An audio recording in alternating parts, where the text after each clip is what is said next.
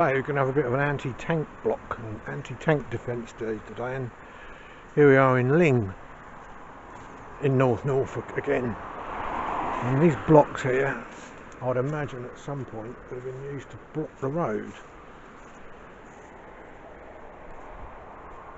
Huge blocks, so they must have been lifted in place or something during the war. They must have been about to something to block this road here. I don't know really.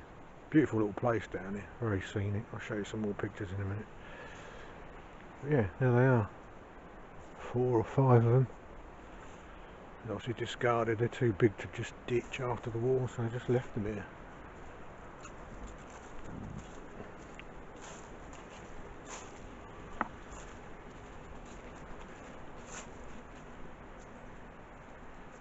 Got a couple of other places to visit. We're going to go down the road to Billingford, where we've got some anti-tank blocks and then anti-tank rails down at Norfolk, and then we're going to try and find somewhere else to find. So it's actually, the river's running really deep today, not normally that far in.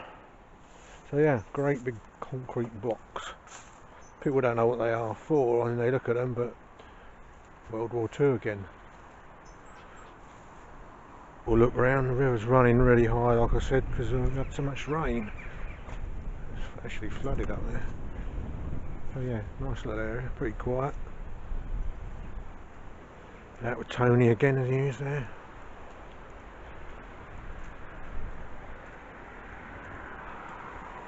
Right, we've come along the river a bit now and we're at a place called Billingford. This is on private land, but we have actually got permission to be here, and there's a massive amount of tank blocks that you've just seen, very similar to the ones at Ling. Now I'm reliably informed there used to be a bridge there, so they may have been used in conjunction with that, but we are in the middle of the Norfolk countryside, so it's difficult to say what they were for exactly, but there must be 30 of these things. I'll shoot it in different bits as the sun blinds me, but there is a lot of them here. There's only 4 or 5 in the last place along there.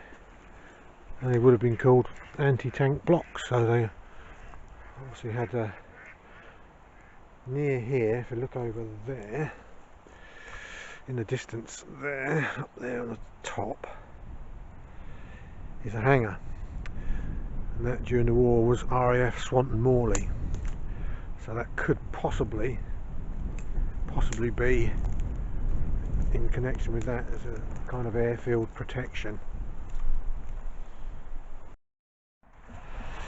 Right, I come along a little bit further now downriver. That's what I said before, was Swanton Morley up there, the airfield. Sits up on the horizon there. And you swing round. Fishing lakes here now, so it was gravel pits here for a while. And this is the River Wensum. And we have more blocks. And continue all through this shrubbery and this, well, trees or whatever you want to call them there. All the way along here. Anti-tank blocks. Weirdest thing you find in the middle of the Norfolk countryside. We are. Right, we're on to the next bit now. Now we're at the back of Westacre near Norfolk, actually on the Norfolk Road. And bizarrely, we have these anti-tank rails.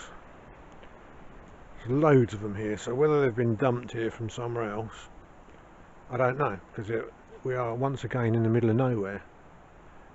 Whether they were here during the war or they've been put here, but there's a lot of them. I'm going to have to film them. Can't see because there's a lot of foliage in the way, but World War II anti-tank rails in the middle of the Norfolk countryside again. These are listed on the websites, etc., but quite why they ended up here I don't know. They have no real purpose here. Well, not far from Castle Acre, but there's no military presence here during the war as far as I know.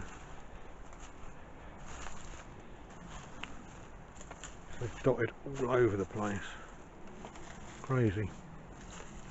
Go on there, I can go through here.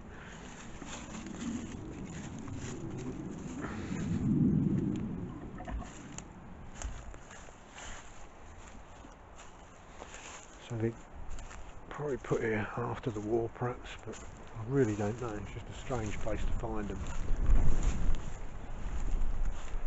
Lovely little, this is the River Nar, I believe. It's a tiny little back road where we're on. Nothing